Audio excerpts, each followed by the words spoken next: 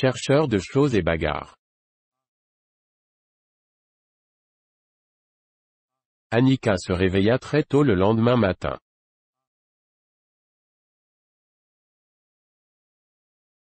Elle sauta de son lit et s'approcha de Tommy sur la pointe des pieds.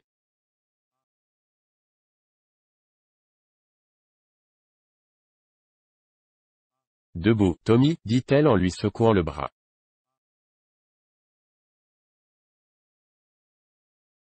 Allez, lève-toi, on va aller voir cette drôle de fille aux grandes godasses.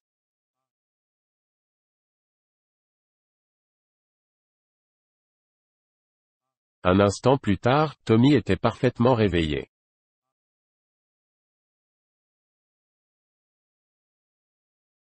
Pendant tout le temps que je dormais, je savais bien que ce serait une bonne journée, même si je n'arrivais pas à me rappeler exactement pourquoi, dit-il en enlevant sa veste de pyjama.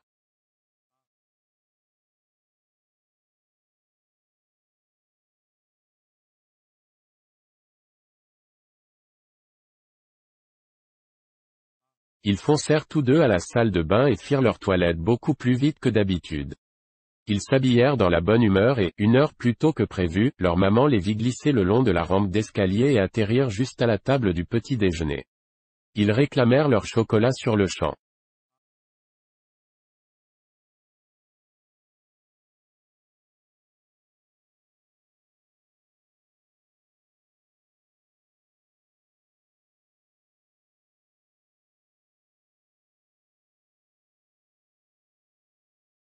Et pourquoi êtes-vous donc tellement pressés aujourd'hui, demanda leur maman.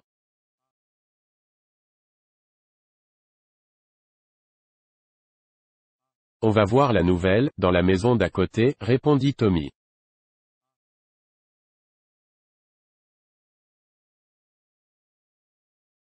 Et nous allons peut-être passer toute la journée avec elle, ajouta Annika.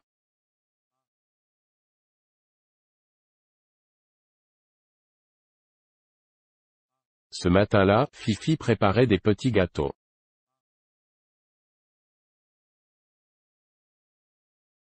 Elle avait étalé une énorme quantité de pâte sur le plancher de la cuisine.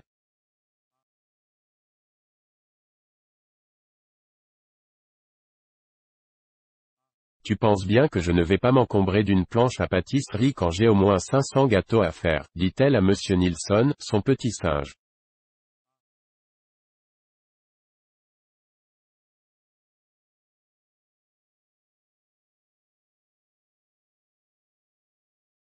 Redoublant d'attention, elle y découpait des petits gâteaux en forme de cœur.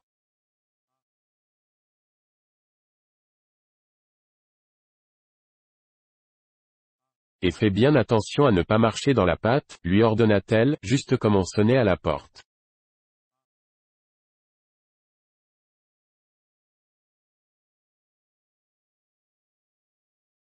Fifi courut ouvrir. Elle était couverte de farine des pieds à la tête et, lorsqu'elle serra vigoureusement les mains de Tommy et Annika, un gros nuage blanc s'abattit sur eux.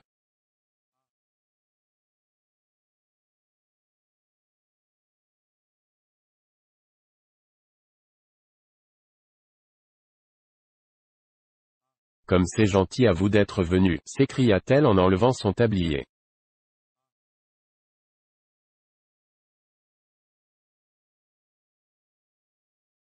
Ce qui provoqua un nuage de farine tel que Tommy et Annika toussèrent pour se dégager la gorge.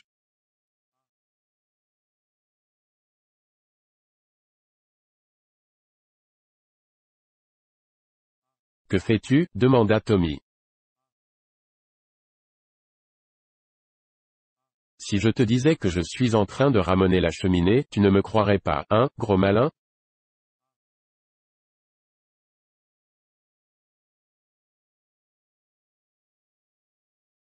Eh bien, je suis en train de faire des gâteaux.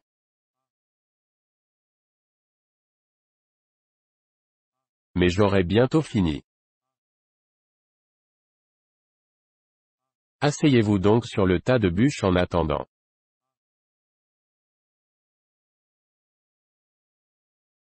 Fifi pouvait travailler vraiment très vite.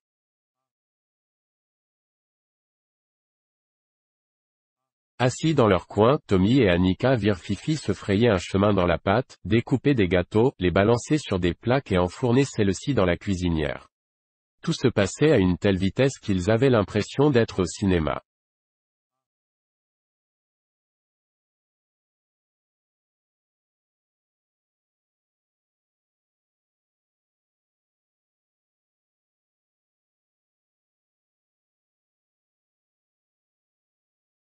Terminé, dit Fifi en claquant la porte du four.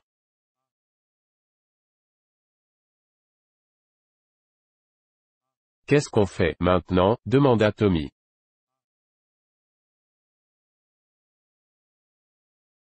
Je ne sais pas ce que vous avez envie de faire, mais moi, je ne vais sûrement pas rester là à me tourner les pouces.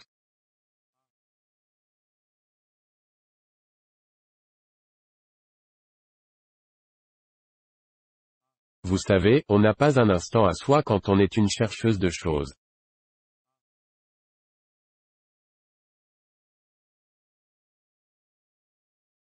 Une chercheuse de quoi, demanda Annika.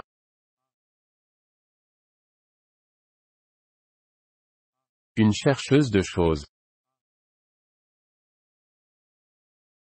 Qu'est-ce que c'est que ça, s'enquit Tommy. Quelqu'un qui cherche des choses, pardi.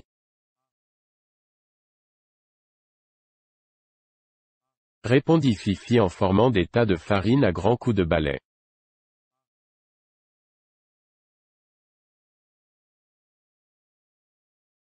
Le monde entier est rempli de choses qui n'attendent que d'être trouvées.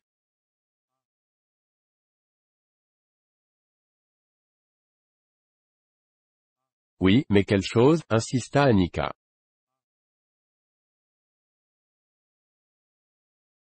Oh, toutes sortes de choses. Des pépites d'or, des plumes d'autruche, des rats crevés, des pétards, des vis minuscules, des clous.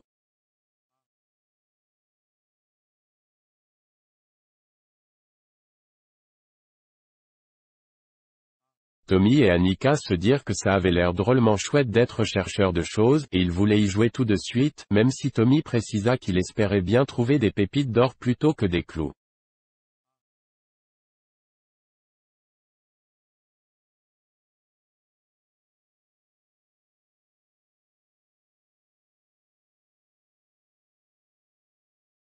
On verra, répondit Fifi. Mais on trouve toujours quelque chose. D'ailleurs, nous ferions mieux de nous dépêcher avant que d'autres chercheurs de choses ne raflent toutes les pépites d'or qui traînent dans le coin.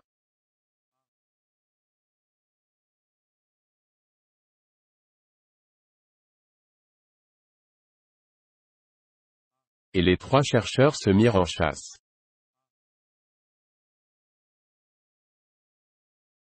En commençant par les maisons du voisinage, Fifi l'avait bien dit, on dénichait parfois un clou au milieu de la forêt mais les choses les plus intéressantes se trouvaient presque toujours près des lieux d'habitation.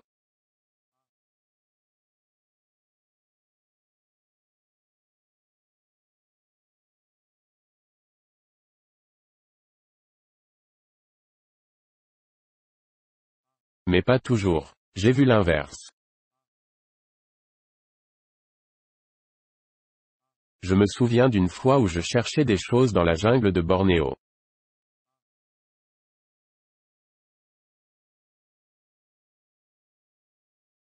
Là où la main de l'homme n'a jamais mis le pied, devinez ce que j'ai trouvé.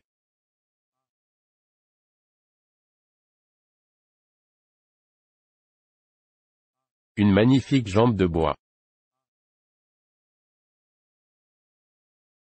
Je l'ai donnée à un unijambiste et il m'a juré qu'il était impossible d'en acheter une pareille.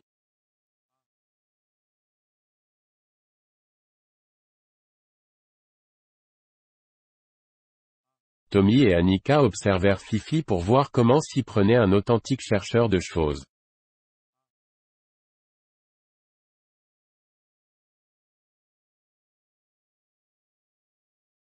Elle courait de gauche à droite, la main en visière.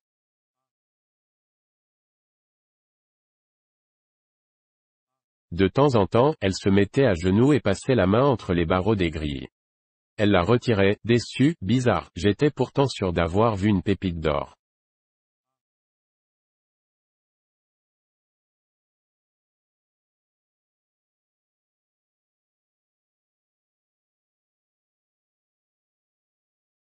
Est-ce qu'on a vraiment le droit de ramasser tout ce qu'on trouve, demanda Annika.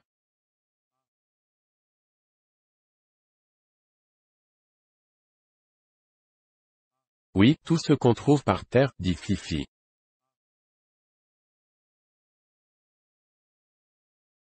Un peu plus loin, ils virent un vieux monsieur qui dormait sur la pelouse devant sa maison.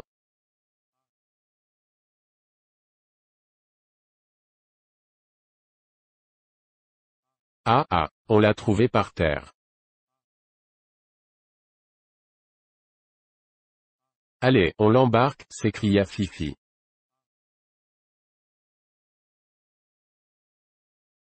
Tommy et Annika étaient horrifiés. Non, non, Fifi, on ne peut pas ramasser un vieux monsieur, supplia Tommy.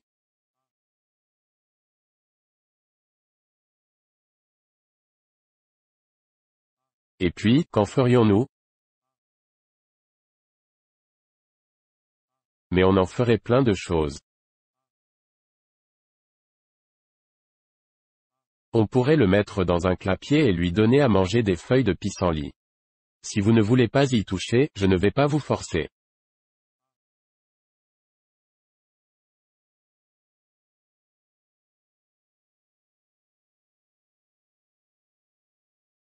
Mais ça me tracasse de le laisser comme ça. Un autre chercheur de choses pourrait bien le ramasser, lui.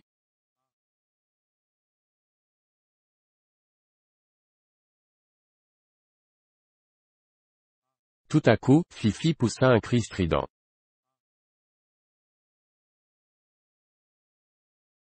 Quel coup de peau, s'écria-t-elle en soupesant une vieille boîte en fer-blanc toute rouillée.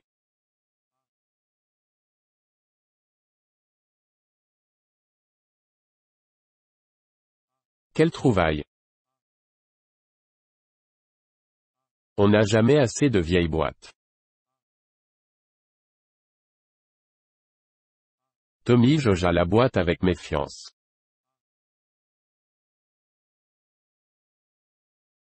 Mais que peut-on en faire? Plein de choses. On peut y mettre des gâteaux, par exemple. Ça fera une magnifique boîte à gâteaux.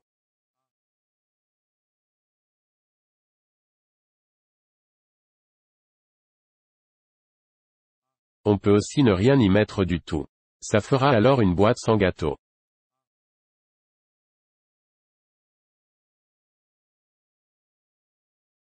C'est beaucoup moins bien, forcément. Fifi inspecta la boîte qui était non seulement toute rouillée mais, en plus, avait le fond troué.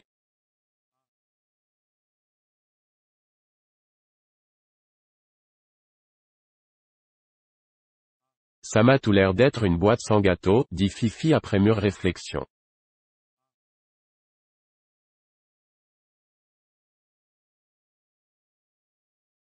Mais l'on peut toujours se l'enfoncer sur la tête et imaginer qu'il fait nuit.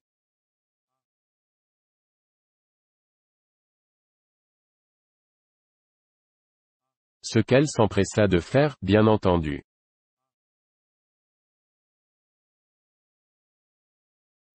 Casqué comme un soldat de plomb, Fifi déambula dans la rue et seul un grillage l'arrêta.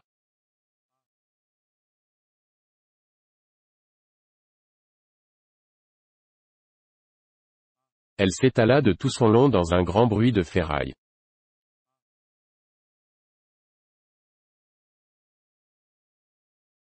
Vous voyez bien, dit-elle en enlevant la boîte, heureusement que j'avais ça sur le crâne, je me serais fait drôlement mal si j'étais tombée tête la première.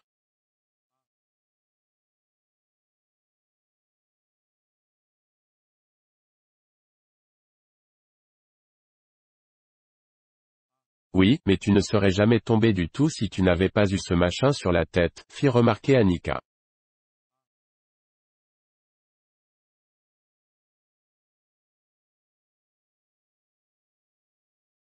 Elle ne réussit pas à placer un mot de plus, Fifi poussa un nouveau cri et agita triomphalement une bobine de fil à coudre vide.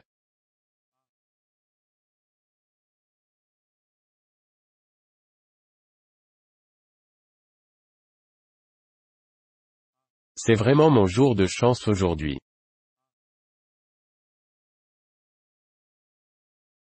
Cette petite bobine est mignonne à croquer, parfaite pour souffler des bulles de savon ou pour faire un collier.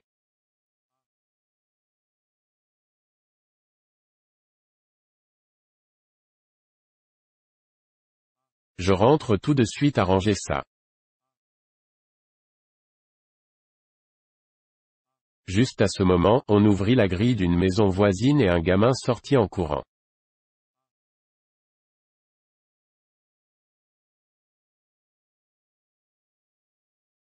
Il avait l'air paniqué. Rien d'étonnant, il était poursuivi par 5 garçons.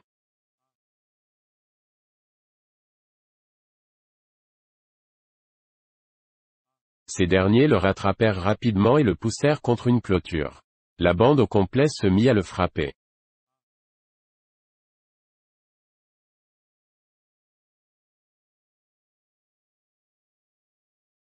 Il pleurait, tout en essayant de se protéger le visage avec ses bras.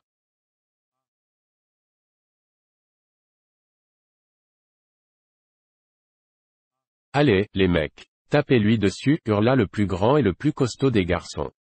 Qu'il n'ait plus jamais le culot de remettre les pieds dans cette rue.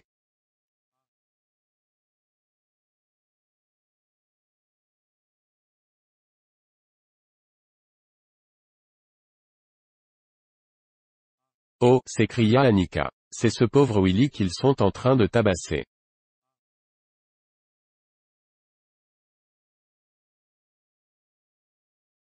Comment peuvent-ils être si méchants? Encore un coup de ce salaud de Ben Gutt, renchérit Tommy.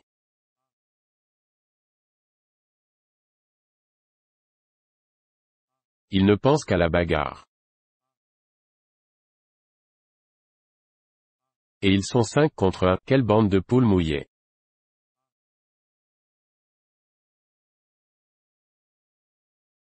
Fifi s'approcha des garçons et tapota doucement le dos de Ben Gutt.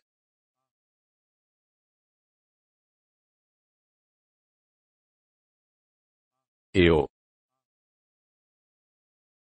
À 5 contre 1, vous avez l'intention de faire de la purée avec Willy ou quoi?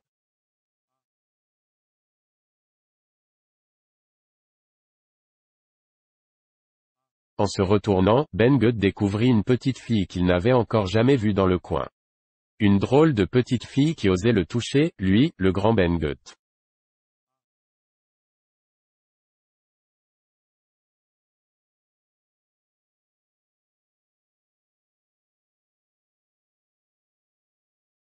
Il en resta bouche bée. Puis un grand sourire narquois lui barra le visage.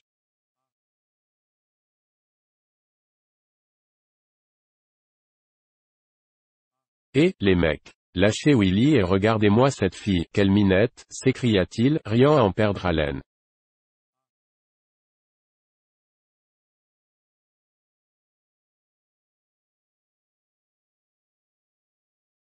En un instant, Fifi était entourée par les garçons, excepté Willy qui en avait profité pour se réfugier près de Tommy et sécher ses larmes.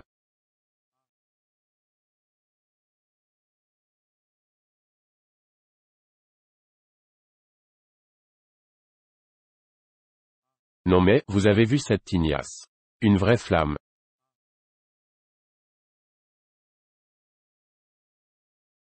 Et puis ses pompes. Dis donc, tu m'en prêtes une?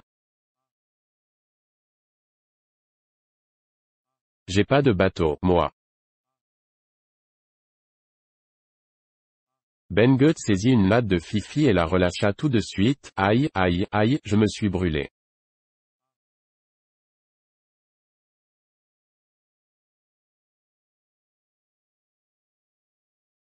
Les 5 garçons se mirent à sauter autour de Fifi en criant, vilain petit chaperon rouge. Poil de carotte. Rouquinette.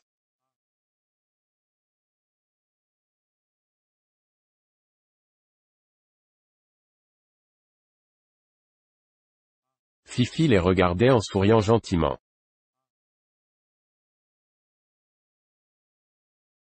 Ben-Gueux avait espéré la mettre en colère, la faire pleurer.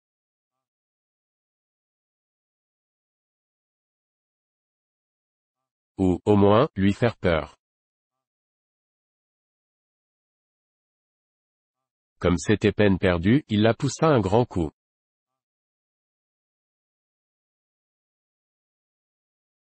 J'ai pas l'impression que tu connaisses les bonnes manières avec les dames, dit Fifi.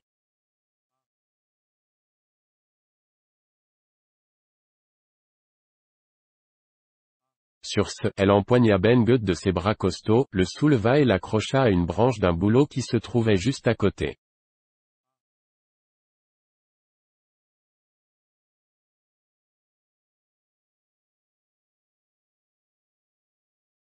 Elle se saisit du deuxième garçon et le suspendit à une autre branche.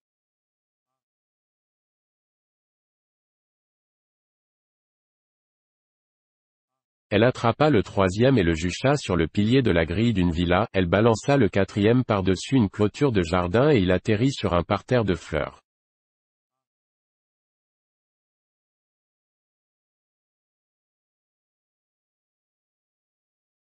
Quant au cinquième garnement, elle l'installa dans une petite carriole au milieu de la rue.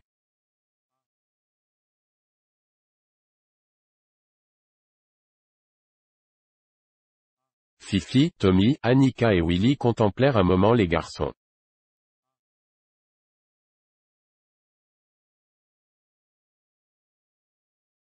Qui n'en revenaient pas. Espèce de dégonflé, reprit Fifi.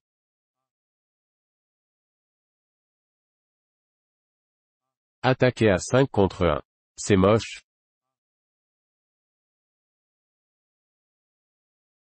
Et puis s'attaquer à une petite fille sans défense.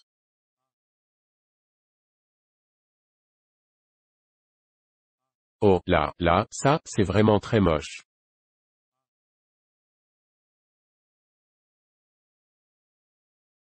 Allez, on rentre, dit-elle à Tommy et Annika.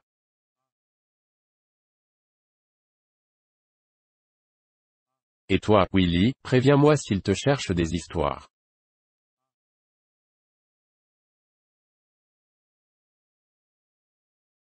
Puis elle s'adressa enfin à Ben-Gueux qui n'osait pas bouger d'un pouce, et toi, si tu as encore une remarque à faire sur mes cheveux ou mes chaussures.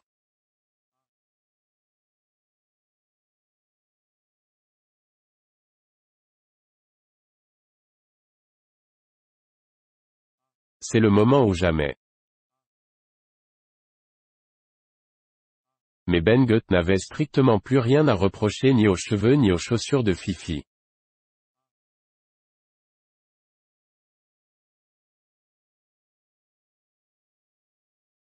Tenant d'une main la boîte de fer blanc et la bobine de fil de l'autre, Fifi s'en alla, suivi de Tommy et Annika.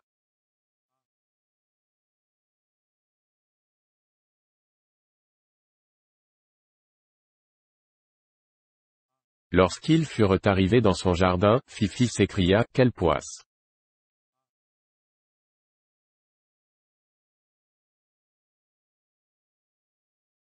Moi, j'ai trouvé deux choses magnifiques et vous, rien du tout.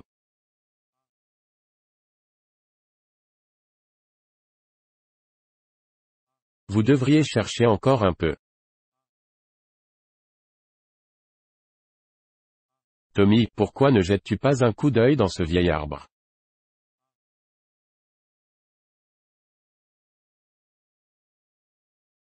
Les vieux arbres sont souvent des endroits rêvés pour les chercheurs de choses.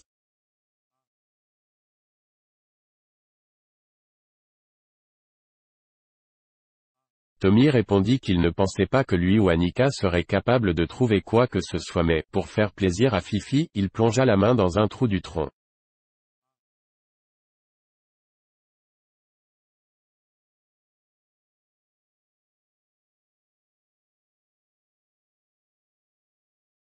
Ça alors, s'exclama-t-il en retirant un joli petit carnet relié en cuir, avec un stylo en argent caché dans une petite pochette.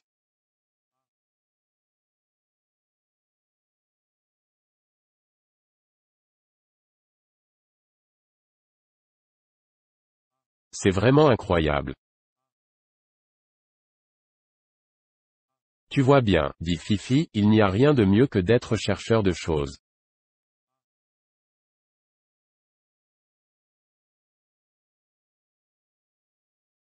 Ce qui m'étonne le plus, c'est que personne ne veuille faire ce métier.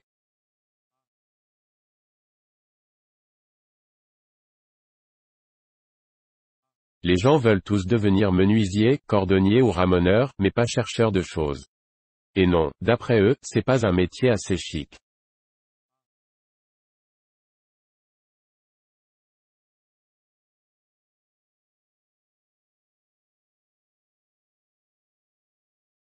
Elle dit ensuite à Annika, pourquoi ne vas-tu pas regarder dans cette vieille souche?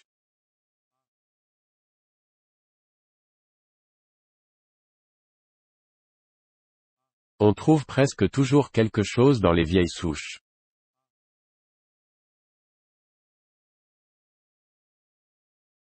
Annika plongea la main dans la souche creuse et en retira presque aussitôt un collier en corail rouge.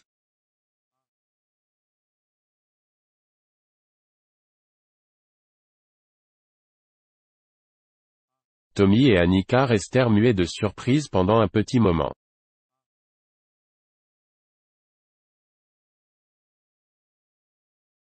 Avant de décider qu'à partir de ce jour ils seraient chercheurs de choses.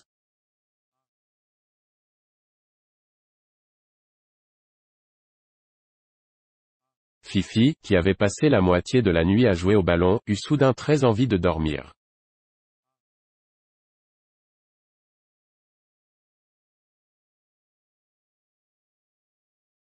Je crois que je vais aller faire un petit somme.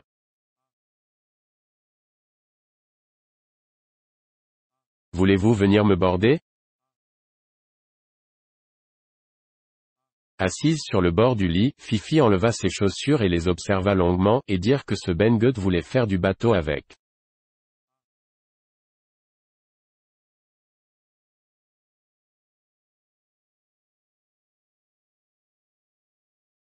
Non mais, je vais lui apprendre.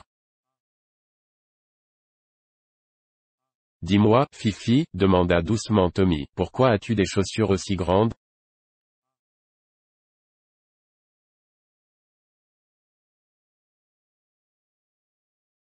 Pour que mes doigts de pied aient de la place, tiens, puis Fifi se coucha.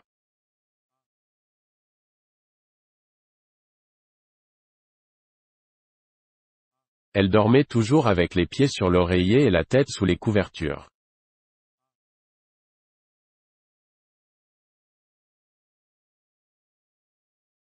C'est comme ça que les gens dorment au Guatemala, assura-t-elle.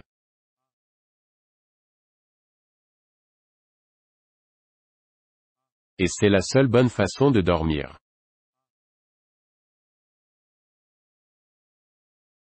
Comme ça, je peux remuer mes orteils même quand je dors.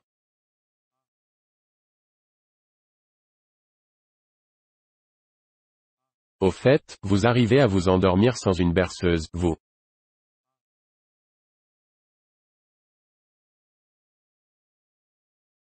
Moi, il faut toujours que je chante un moment, sinon, je ne ferme pas l'œil de la nuit.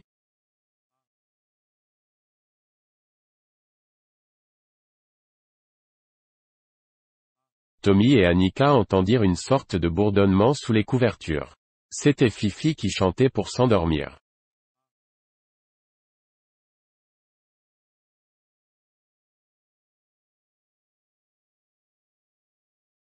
Ils s'éclipsèrent sur la pointe des pieds afin de ne pas la déranger.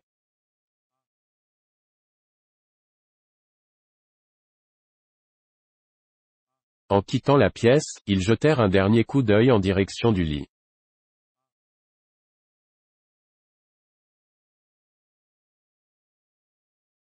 Ils ne virent que les pieds de Fifi, posés sur l'oreiller. Et des orteils qui remuaient furieusement.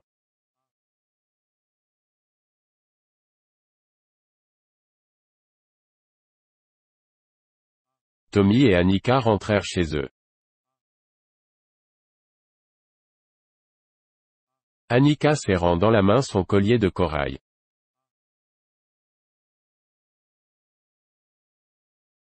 C'est vraiment bizarre. Dis donc, Tommy, tu ne crois pas que Fifi avait caché les choses à l'avance?